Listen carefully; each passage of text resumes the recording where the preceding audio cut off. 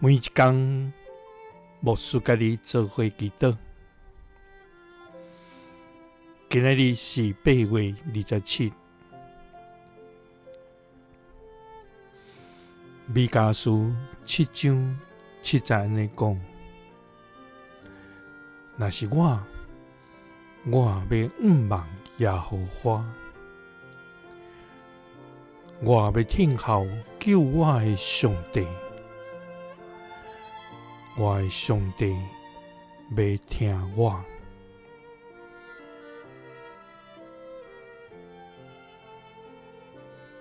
三甲来祈祷，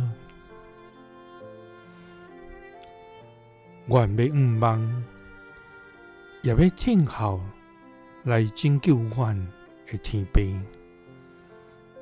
愿感谢你，主啊！你是早伫地，现在伫地，将来也永远伫地的全能上帝。主啊，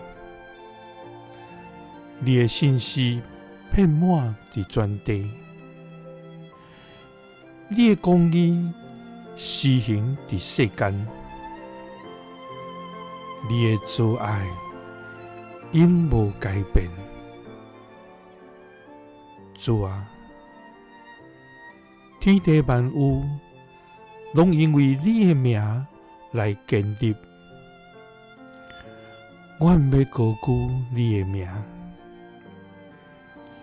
因为你是牵得恶乐甲尊崇的上帝。主啊，虽然环境充满艰难，满是黑暗，虽然阮的心时常感觉忧伤绝望，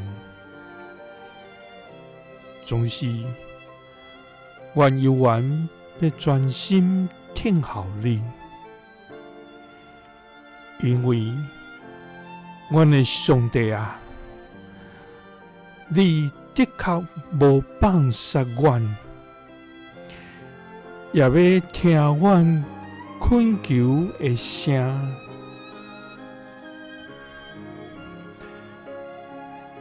若是阮要专心望你，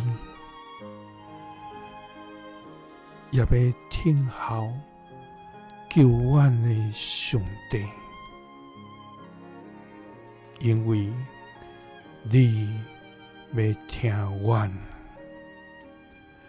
祈祷是奉主耶稣基督的圣名，